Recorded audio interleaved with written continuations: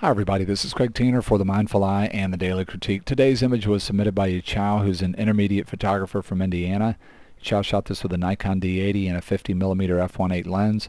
And Yu Chow says this is a portrait of his girlfriend that he took right before it started to rain. Said he was really enjoying the overcast light that he was getting here. And he says that in Photoshop he brought the colors up here to make this more exciting from a color standpoint. So let's get right into the critique today. I agree with Yu Chow about the quality of light. I'm really enjoying it, particularly for this portrait subject. A large, soft wraparound light source can work really well in a general sense for two types of portrait subjects. One is people that have a really beautiful face, like Yu Chow's girlfriend. The soft wraparound light source basically reveals all the features of the face. And a lot of times, if we're working with that kind of light source, we'll call it beauty lighting, and we'll get the light up just a little bit higher than the center of the eyes, and we'll end up with some drop shadows, very subtle drop shadows, just below the features of the face, so that there's some dimension, but the light is pretty much hitting everywhere, and we're sort of showing a very beautiful face.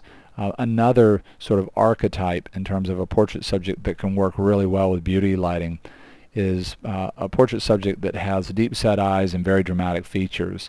Having a soft wraparound light source and a light source that's sort of coming straight in and hitting everywhere can get us away from having a heaviness in the eyes. Something else that I'll mention here is Yu Chow's girlfriend is looking up slightly, and that's really helping here. Even on an overcast day where you might think, well, I'm going to have this nice pleasing light that's going to be everywhere in the portrait subject's face, the sky is very high to low in terms of being a light source relative to our portrait subject, and we can still end up with eye sockets that don't have catch lights or much light at all, even on an overcast day, particularly if the surroundings of the portrait subject, if we're doing this outside, are darker. Looking up can really help to create a catch light, get more light in the eyes. Looking up can do a lot of other things for our portraits too, just depending on what we're trying to say. Looking up tends to empower people. We have a lot of memory in our body that's subconscious, so just body positions can start to drive emotional states. Looking up tends to make us feel empowered, feel more positive, and looking up stretches the mask of the face, tends to make people look younger. And if we're shooting at eye level or higher than eye level, looking up will make the eyes appear much bigger in the portrait, which can be pleasing, depending again on what you're trying to say with your portrait. One of the other things I love about this image is color. I love the richness of color. One of the things that's driving richness of color is the richness of the low and high end of the file. When you look at this histogram, you know, we've gotten all caught up in histograms that look like this, where you have detail everywhere, which is boring most of the time. Yu Chow not only has a true black point, a true white point, he's got quite a few pixels that are totally clipped to black, and then quite a few pixels that are very near to black. And this area or areas where you have this real powerful sense of black really helps to anchor the image and gives the image quite a bit of depth. The other thing that's beautiful is that when you get to these areas that are black, there's no color cast there. It's not blue black or red black. It is black black, and that's true of the white in here. And when you have that cleanness of a gray or a true white or a true black, it can really start to help the colors that do exist in the image to separate a lot more and create a lot greater feeling of depth. The other thing that's obvious about this image is just the gesture and the prop. It's a very fun image. It's potentially a very evocative image. It's a very sensuous image, and that's really powerful. There's also a real strong sense of the circles that keep repeating. Just the way the hair is playing out here on the face, the bokeh back here, the eyes are so strong here, even the nose, the gesture with the lips, the overall mask of the face. And then you have a couple of negative space shapes that sort of balance each other. It's an image that's working really well just from a shape and quality of line and sort of rhythm standpoint.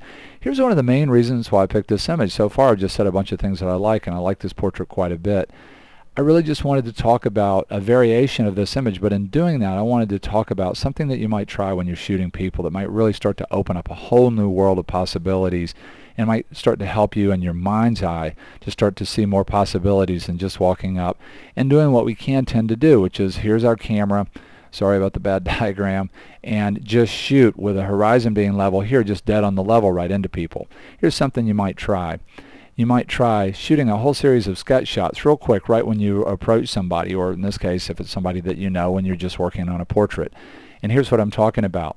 You might shoot them quick from low to high, from high to low, having them sort of stand still and then walking around them on an arc. So you start shooting, waiting towards the left-hand side of the face, dead on, and then coming all the way around to the right-hand side of the face. And then you might try this. You might try having them sort of stand in the environment where you're going to take the picture and take the camera and move it on an arc so that it starts off level with the horizon, and then you move it on an arc to the right so that it starts to become oblique to the horizon. This portrait subject's not moving. You're just moving your camera so that you're creating a tilted angle. In the cinema world, we call this a Dutch angle. You're just now moving on an arc where you start off level and you go in both directions, to the right and to the left, now shooting oblique angles. And look at all of those. And you might really start to learn quite a bit about the angle that the camera likes relative to a portrait subject in terms of which side of their face. Do they like to be shot high to low, low to high? And taking these tilted oblique angles can do all kinds of things for us, and that's one of the main things that I wanted to talk about today. When I look at this image, as much as I like it, a couple of things are true for me after I started to spend some time with it. One is that the body language of the tilt is a little bit incongruent with the sort of evocative, sensuous nature of the setup with the prop and the gesture. And what I mean by that is when the head is tilted like this off to the side a little bit, it's sort of a warm opening to someone. Something that's more evocative and potentially more challenging from the level of being sensuous is if somebody is looking right at us. That's what we tend to do when we're very attracted to somebody. It's a very similar body language to when very interesting, this won't surprise anybody, very similar body language to when we're actually threatened by someone. We tend to sort of square up and look right at them. And so this body language is a little bit incongruent with just this whole concept. And the other thing that's happening is that the viewer is going to tend to want to start up here and move in this direction, and right now you sort of hit a wall. The prop of the lollipop is so straight up and down that it almost sets up this visual wall that's hard to move into.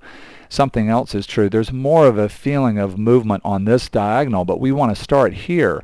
And what happens is I have to come over and then move in a very unnatural way. To sort of follow the energy of the image. If we took a Dutch angle here or a tilted angle, we could end up with something like this. I'm not saying that it's better, but one of the things I'd really like for you to think about is when I do this tilt, and I've really done a very rough job of this just to give you the feeling of it in Photoshop. But when I do this tilt, I want you to sort of just pay attention to how you feel. Just what is the different feeling that you get when you see the orientation like this versus like this. Very, very different. Not saying it's better, I'm just saying it's different. And by taking this quick series of sketches with your camera, you can either find these things in your sketches as you're going through and look at the images, but what it's going to do is it's going to help you start to pre-visualize these things. See, for me, when I look at this, several different things happen. Now, this is a lot more evocative because the eyes and the gesture with the mouth, this is all straight into us, but the prop has a real strong angle like this. The easiest direction for us to move in an image is top left to bottom right, and you get a real strong sense of that diagonal. Because of the orientation of the nose now and the feeling of a line moving through here on a diagonal, you also get a sense of cross-hatching diagonals, which can really help the viewer move all the way around in the image and get a feeling of depth. You really get a strong sense of that now. And something else is true about this image now, and that is this is now the thing that is open and inviting.